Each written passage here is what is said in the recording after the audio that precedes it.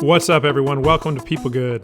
Today's guest is Tara Nesser, head of people at HuntClub. Before we get into the show, a couple of reminders. Don't forget to check the episode notes for access to all the resources, books, white papers referenced in the show.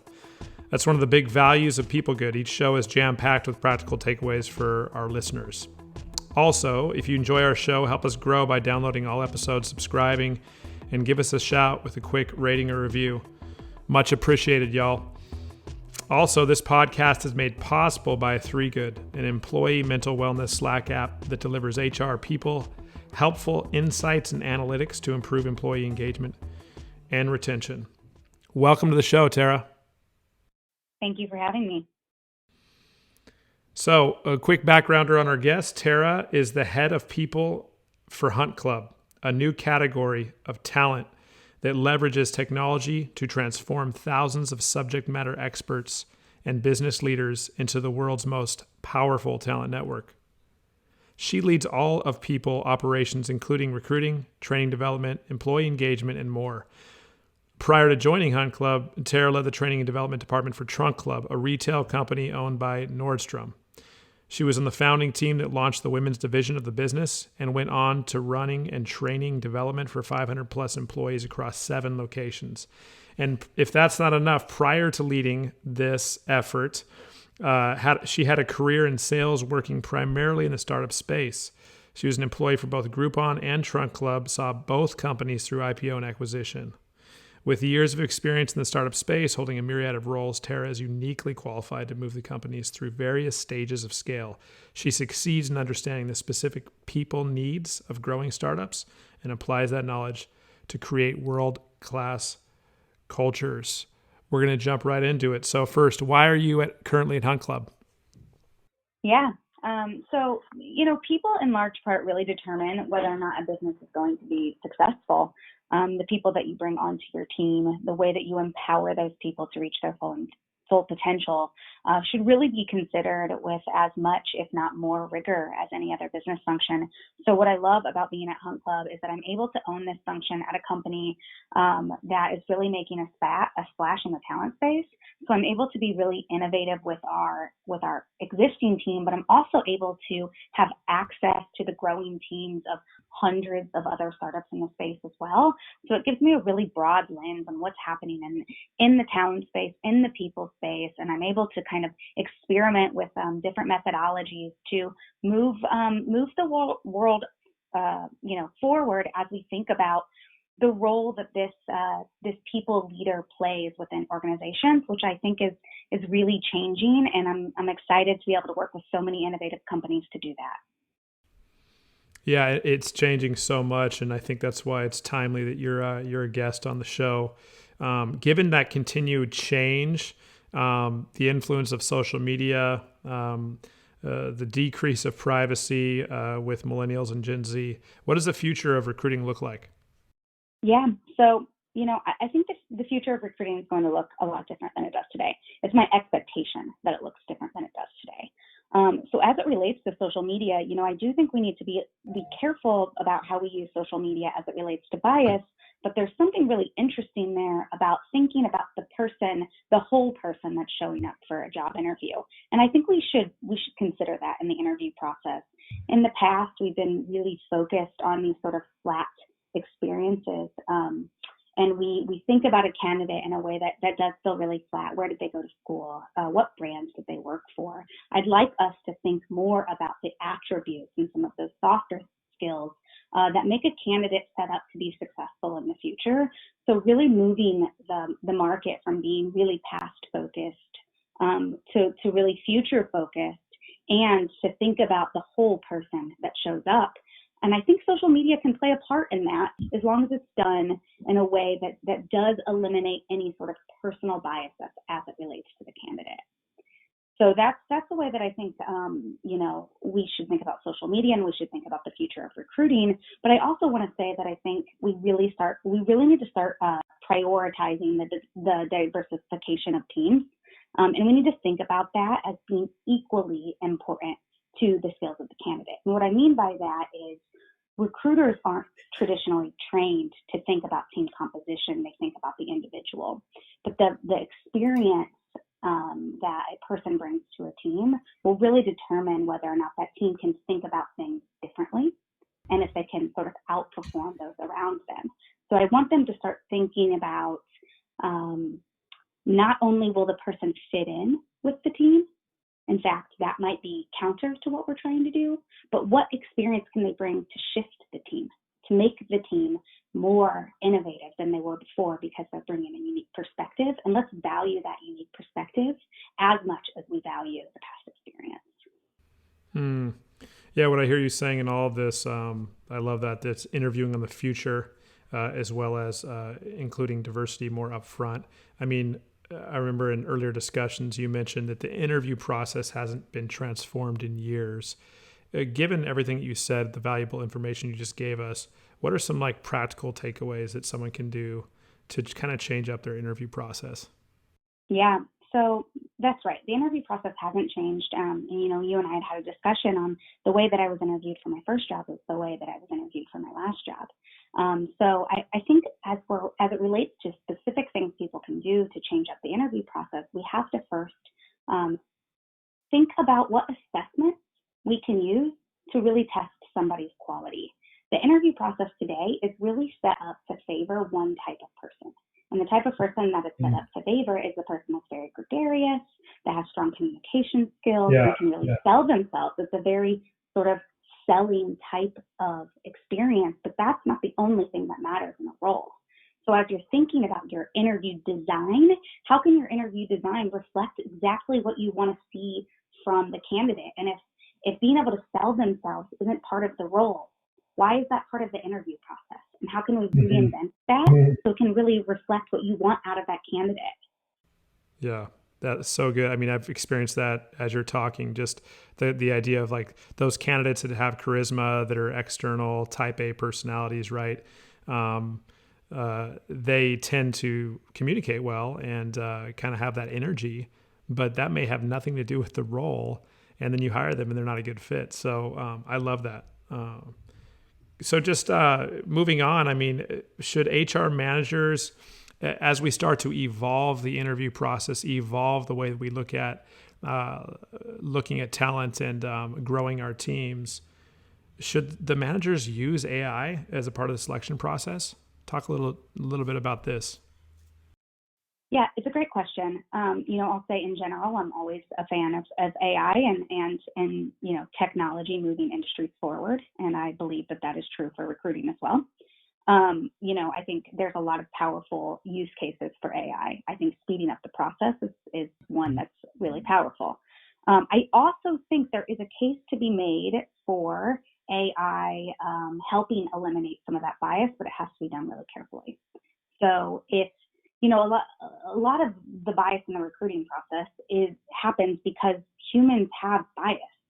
There is no way around that. That is a natural part of how we process information. So if AI can be designed really sort of with very clean data that doesn't have bias, I think that could be really powerful. However, there have been many examples of AI sort of doing the exact opposite, which is learning different trends about a candidate and really favoring those trends, which ends up making, a candidate more favorable than other candidates. So, I think a way that this has shown up in some cases have been, really the technology recognizing dominating language over female language and prioritizing that and favoring that, right? So I think that's one example of how AI could actually hurt us rather than help us as it relates to bias. Another example is AI favoring English-speaking candidates over non-English-speaking candidates. That has come up in a few cases as well. So, those cases aren't always the norm. This might be the outliers, but it's something that we have to consider and that we constantly need to be evaluating to make sure that we are using technology to get us the results that we want, which is speed and also an unbiased selection. Yeah, that's really helpful. So in terms of teams that are using AI to grow, knowing that AI can actually be a negative, I love that, to look at not only just because with technology, right, culturally, we always look at the advent of a new technology or artifact, the way anthropology works is we look at all the possibilities it creates and opens for us, all the doors, right, that are open, but we don't actually look at what it closes. And so with the use of AI for our listeners, we need to step forward with discernment and understand that there are some negatives and potential bias. And those biases, when they connect to language, they connect to styles of communication, they can directly hit ethnicity, and that's not going to be farewell for any of your organization. So I will ask a qualifying question, Tara. How do we, if we use AI, especially for fast-growing teams where AI is really important because we can increase the speed of the hiring process exponentially, what's some of the key things that we can do just to check the potential bias after we use it? Yeah.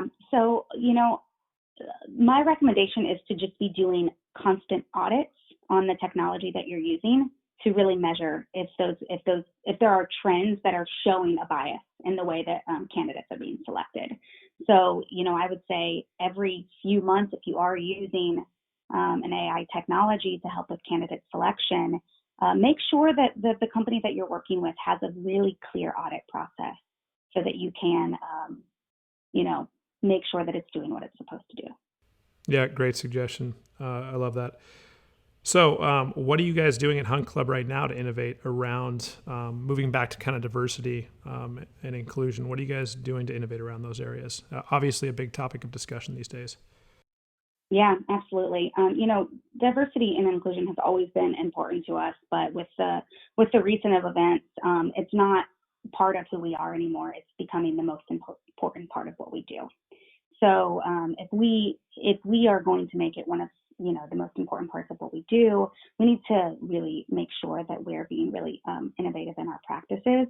So we are in the process of sort of putting pen to paper on how we can present the most unbiased recruiting process out there. So some of the things that we're, really experimenting with are removing some of those things that give us our bias. So we're removing images, we're removing names, we're removing colleges, we're running different experiments to really test, whether or not those sort of feature eliminations reduce the bias in the process. And something else that I think is going to be really important for us moving forward is alignment with our customers. So at the end of the day, we're a recruiting firm, and we want to do our best to allow everybody to have representation in our recruiting process. But we need our customers to be committed to hiring those people as well. So some of the things that we're considering are, putting clauses in our contracts, for example, that state that our customers are they are equally committed and they share our values, which are to give everybody an opportunity and to start to change the way that specifically the tech landscape looks as it relates to diversity and inclusion. Wow, you guys are doing a lot. That's impressive. I love that you're eliminating images, colleges, different things that can contribute to bias or that historically have contributed to that. Sounds like a good white paper. If you guys do a white paper on it, let us know, and we'll be sure to promote it and also put it on the episode notes retroactively. That's really exciting. Kudos to you guys for doing that. So give us a quick story about your best turnaround. Yeah. So, as it relates to culture, which is my personal passion, I would say our best turnaround was really when we wrote our values. So when I started at HuntClub, we did have values that no one knew really what they were. They were written in a way that was very aspirational. And one of the first things that I did was rewrite our values to capture what was so special about our organization. I was really lucky in that I came in and the culture was strong, but it didn't feel defined. And I knew I wanted to protect the culture through scale, and I knew we were going to be scaling quickly.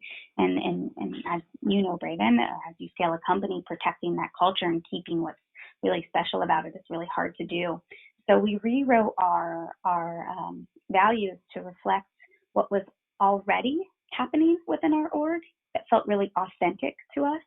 And I found that when we rewrote those values and people felt really connected to them because it really, truly felt like a definition of our ethos,